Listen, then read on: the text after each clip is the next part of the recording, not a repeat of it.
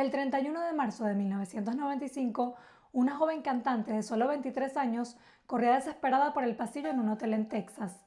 Había recibido un disparo por la espalda y mientras perdía sangre logró decir 3 palabras antes de colapsar. Yolanda, habitación 158. Minutos después, esa cantante moriría en el hospital. Su nombre era Selena Quintanilla, la reina del Tex-Mex. La comunidad hispana está impactada por el trágico asesinato de Selena, la cantante mexicoamericana que murió hoy tras ser baleada. Tenía todo para convertirse en la estrella latina más grande del mundo.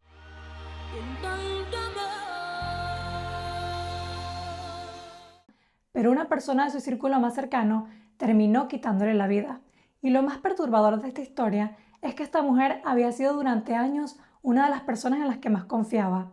Hoy te voy a contar la historia de Selena, cómo su carrera empezó a despegar, los sacrificios que tuvo que hacer desde niña y cómo una mujer llamada Yolanda Saldívar logró infiltrarse poco a poco en su vida hasta destruirla. Nació en Lake Jackson, Texas, en una familia de testigos de Jehová. Se crió con sus papás Marcela Quintanilla, que era ama de casa, Abraham Quintanilla, un ex músico de raíces mexicanas, y sus hermanos mayores, Abraham Isaac y Suzette. Creció en un hogar humilde. Su papá fue músico y tuvo algo de éxito en la banda tejana llamada Los Dinos, pero cuando empezó a formar familia, tuvo que dejar la música y empezó a trabajar como mensajero en una empresa. Y bueno, al señor siempre le quedó la espinita de ser músico. Se podría decir que era un músico frustrado. Un día, cuando estaba practicando en la sala de su casa con su hijo mayor, Selena se acercó y de forma muy natural comenzó a cantar junto a ellos. El papá quedó impactado, no solo porque su hija podía seguir el ritmo, sino por su tono perfecto y el sentimiento que le ponía la voz siendo tan chiquita. Y allí Selena solo tenía 6 años. Su papá supo que Selena tenía un don extraordinario. Y al señor le brillaron los ojos y supo de inmediato que Selena sería el golden ticket para sacarlos de la pobreza. Pero esta decisión también cambiaría la vida de Selena para siempre. Que esto me recuerda un poco a la infancia de Britney Spears, que si no han visto el video está aquí en el canal. Que ojo, con esto no quiero decir que el papá de Selena era igual al papá de Britney y que era una mala persona. Pero en mi opinión, el señor sí hizo cosas bastante cuestionables de las cuales hablaré más adelante. En ese momento decide formar el grupo Selena y los Dinos, en donde Selena era la cantante, su hermano tocaba el bajo y su hermana la batería. Desde ese momento, el garaje de su casa en Texas se convirtió en un salón de ensayos diario.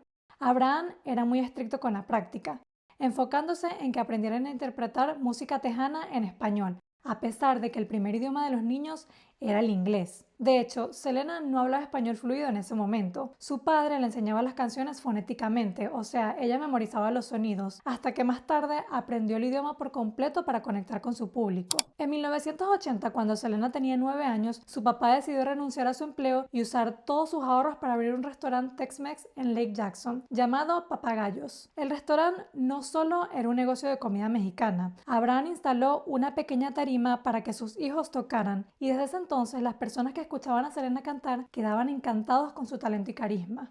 Pero al año siguiente, el restaurante se vio obligado a cerrar después de una recesión causada por la caída de los precios del petróleo en los años 80. La familia lo perdió todo, ya que habían usado todo su dinero y ahorros en el restaurante y fueron desalojados de su casa. Infancia robada. Esas fueron épocas muy duras para la familia, especialmente para Selena y sus hermanos, ya que cuando cierran el restaurante, la música dejó de ser un pasatiempo familiar y se convirtió en el único ingreso de la familia.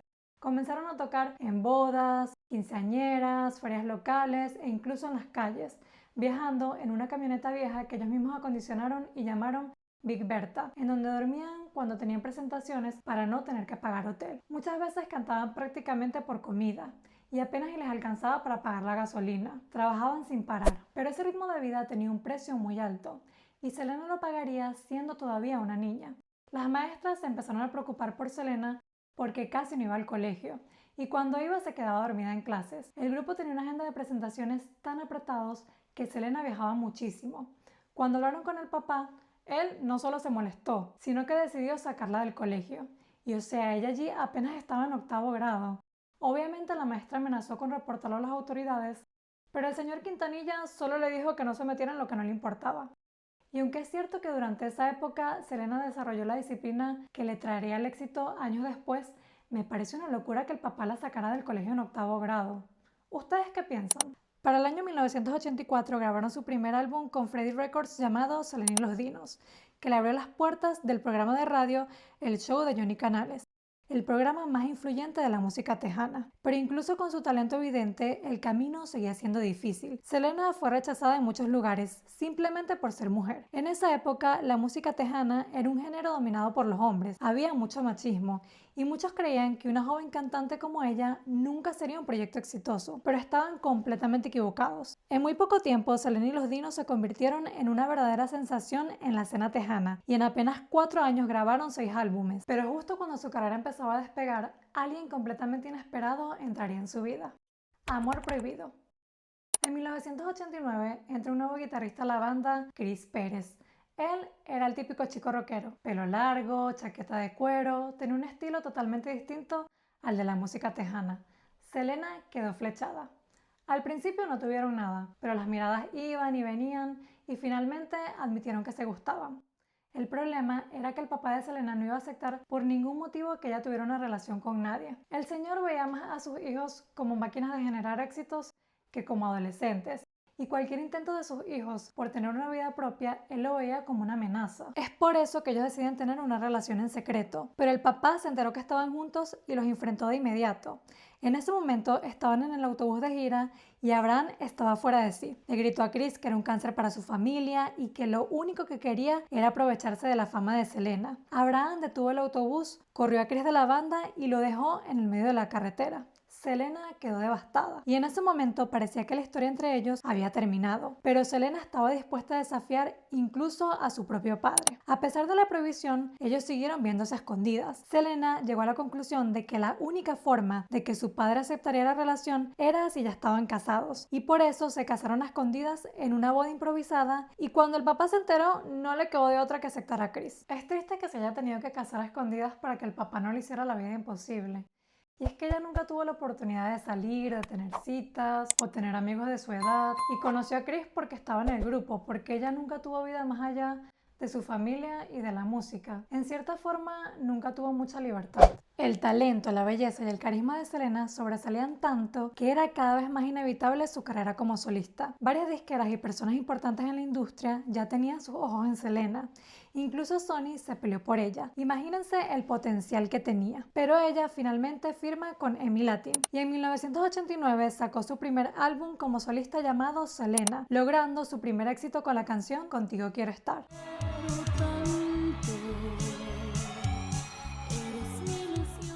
Durante esa época, a finales de los 80 y principios de los 90, parecía que Selena era imparable. Su carrera no paraba de crecer. Sacó hit after hit.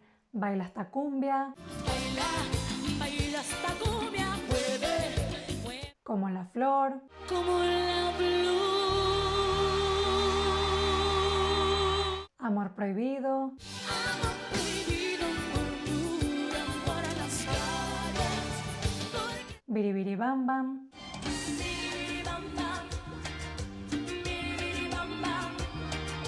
También le cerró la boca a todos los que habían dicho en sus inicios que no tendría éxito en este género por ser mujer, ya que Selena se convirtió en la primera artista femenina de música tejana en tener disco de oro. Pero entre todas las personas que admiraban a Selena, había una que la observaba de manera muy distinta: Yolanda Saldívar. Yolanda no tenía ningún vínculo en el mundo del espectáculo. Era una enfermera, pero desde que vio por primera vez a Selena en un concierto, quedó impresionada con su talento, y lo que comenzó como admiración poco a poco se convertiría en una obsesión. Cuando logró conocerla, Yolanda se da cuenta de algo que le impactó más. Selena no solo era talentosa, también era increíblemente amable y cercana. Desde el primer momento le habla con confianza, como si ya se conocieran. Yolanda queda fascinada, pensó: si me trata así sin conocerme, imagínate cómo sería si llegáramos a ser amigas.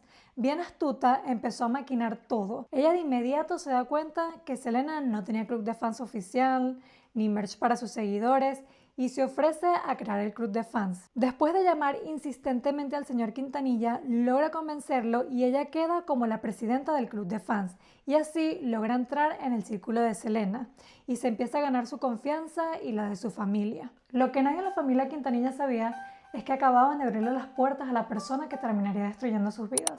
Es importante resaltar que Yolanda ya había tenido problemas legales. Un médico con el que había trabajado anteriormente la había demandado por robo, y ya esto nos da una señal de que ella no era alguien en quien confiar. Mientras tanto, la fama de Selena estaba explotando. Su carrera crecía muy rápido y Yolanda estaba cada vez más cerca. Tanto es así que en casi todos los conciertos, presentaciones y eventos importantes, Yolanda siempre estaba ahí. Y aquí comienzan a aparecer las primeras red flags. La familia de Selena se da cuenta que Yolanda cela mucho a Selena.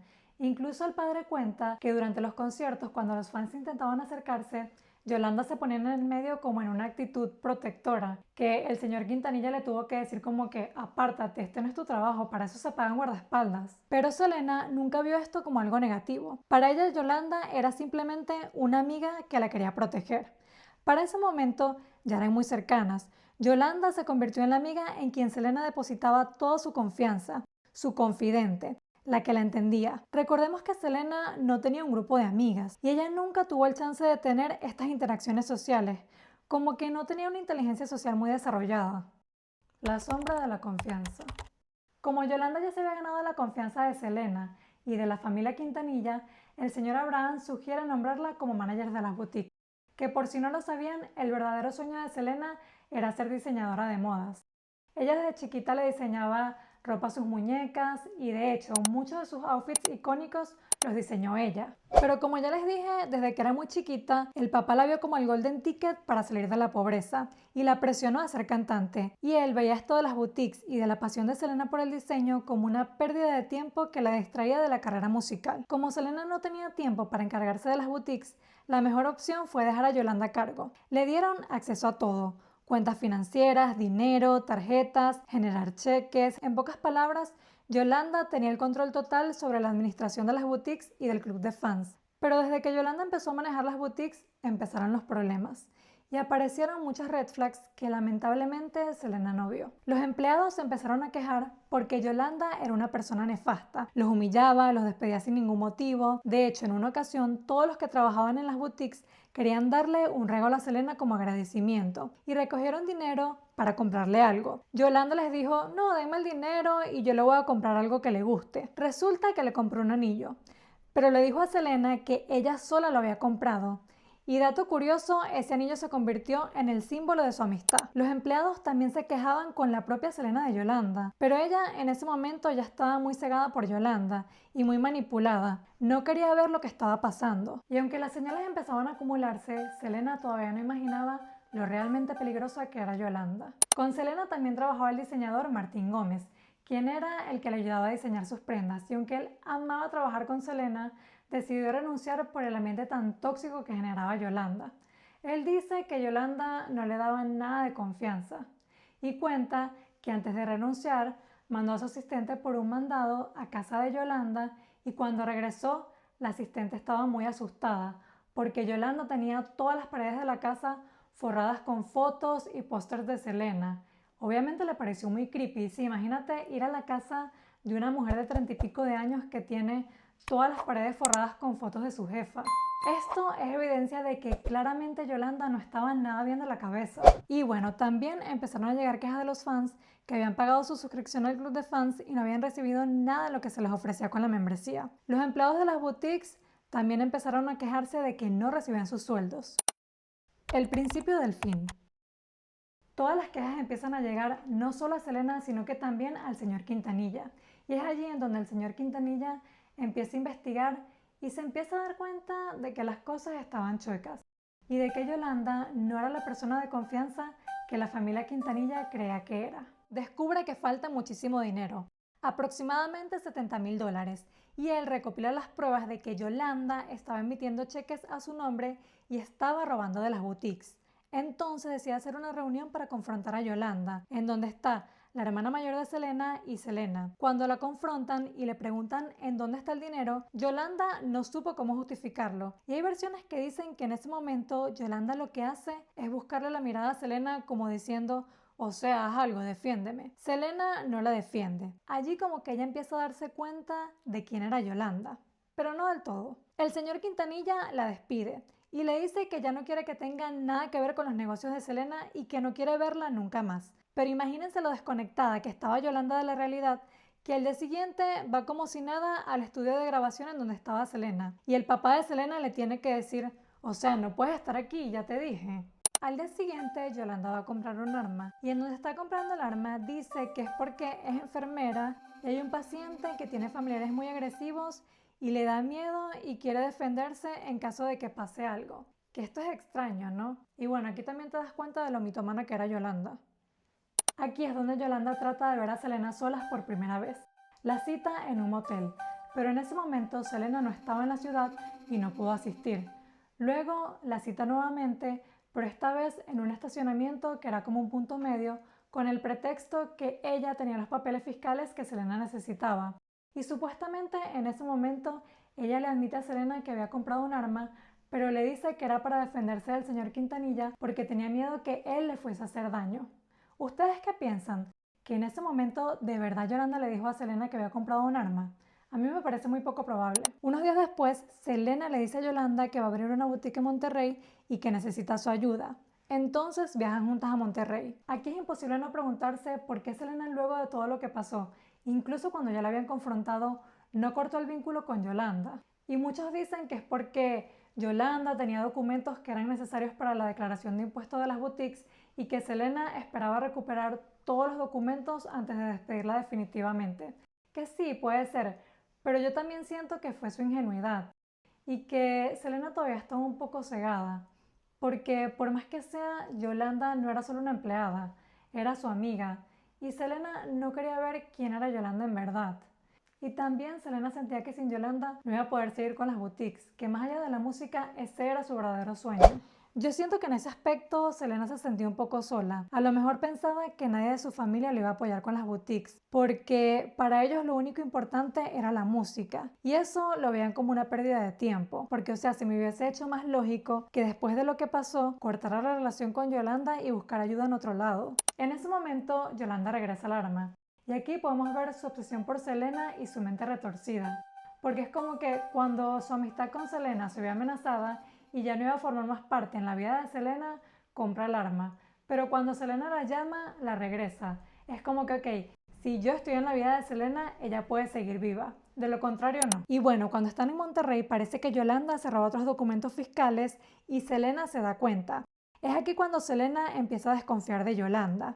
Y Yolanda lo nota y se le encienden las alarmas porque Selena le dice que le faltan unos papeles y que cuando regresaran a Texas necesitaba que se los diera. Y aquí, claro, Yolanda sabía que si le entregaba los papeles ya no iba a tener nada con que retener a Selena. Y ella no estaba dispuesta a salir de la vida de Selena porque estaba obsesionada y toda su identidad y su vida estaban basados en Selena. Además que ella disfrutaba el estatus y la atención que tenía trabajando con Selena. Cuando regresan a Texas, Yolanda vuelve a comprar el arma y llama a Selena y le dice que estaba muy mal porque supuestamente había sido abusada por dos hombres. También le dijo que ya tenía sus papeles, o sea, el nivel de manipulación. Obviamente Selena se preocupa y la va a ver al hotel Daisy, que fue donde ocurrió todo. Pero como era muy tarde, su esposo Chris la acompañó. Ella ve muy mal a Yolanda por lo que supuestamente le había pasado.